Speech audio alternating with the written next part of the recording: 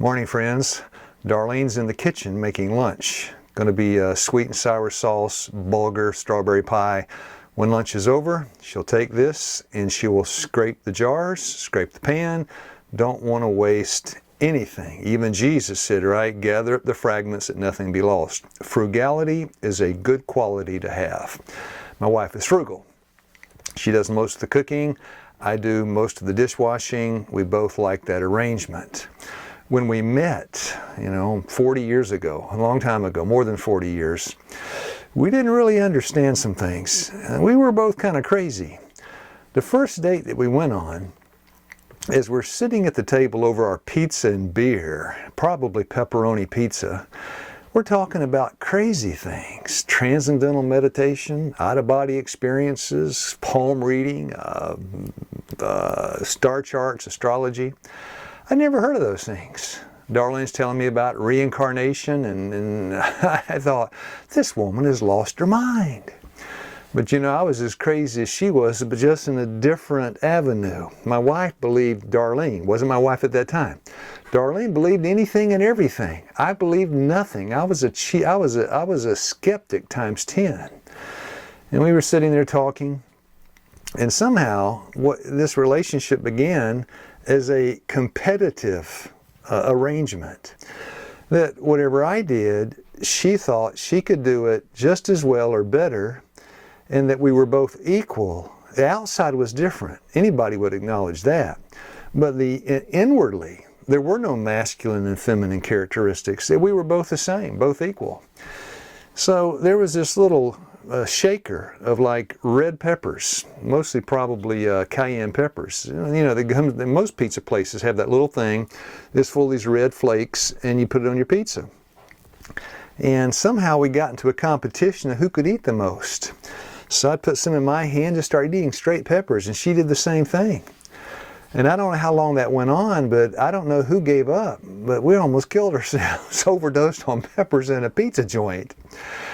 And it just, it just seemed like there was never an end to the competition to establish what Darlene believed was a fact, that men and women are just the same. Took her out climbing, some rope climbing. And Darlene never been before. I could do it, so she said, give me the ropes, and I jumped over the cliff. I couldn't believe it. Since she had a motorcycle, I had one too.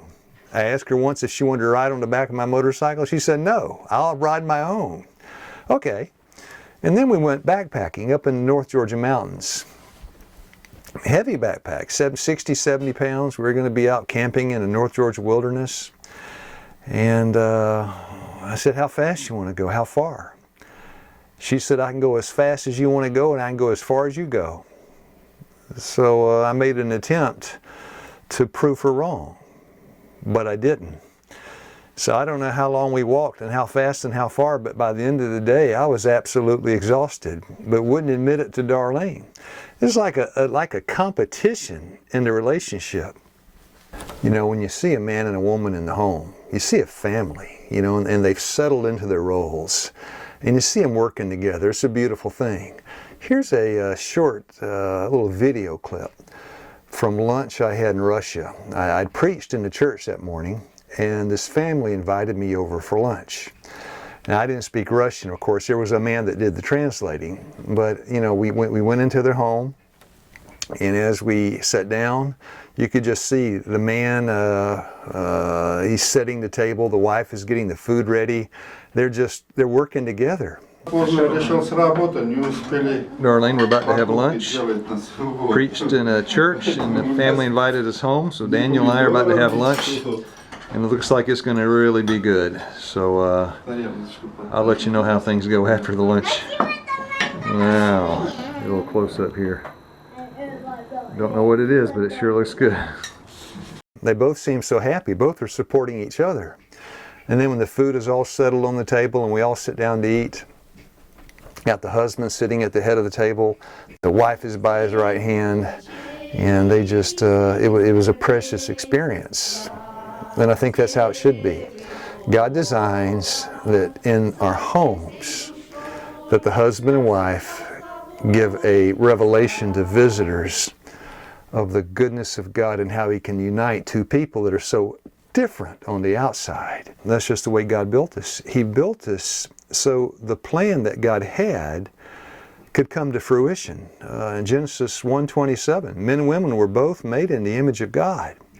Genesis 2:24, yet these two become one flesh. They're very different outwardly. Inwardly, very different. Feminine characteristics, masculine characteristics. But you know, they need those to fill the role God has given to us.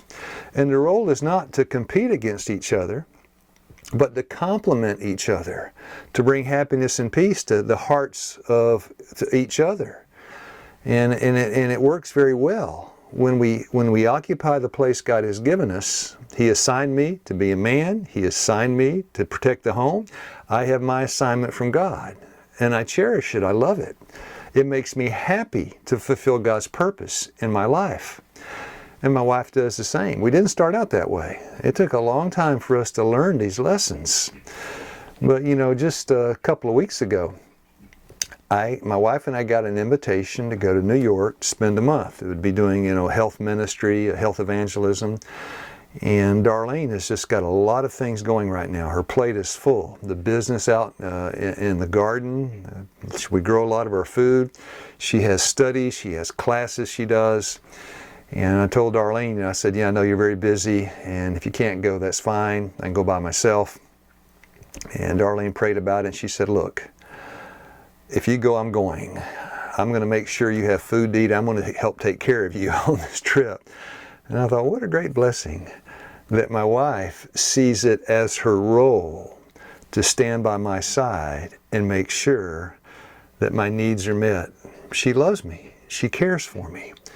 And that's just something that was missing early on in the relationship. You know, there was a shallow affection there, but neither one of us wanted to admit that we needed God. We needed to understand God's plan for our lives. We needed to understand the differences between men and women. We needed to understand God's plan, how it would involve the man and the woman coming together in one flesh. That's mentally, physically, spiritually, socially, emotionally. And that unity in the home that only God could give would produce a peace that passes all understanding. So that's my first date with Darlene. We had a lot of things to learn and a long road to walk. But I thank God today.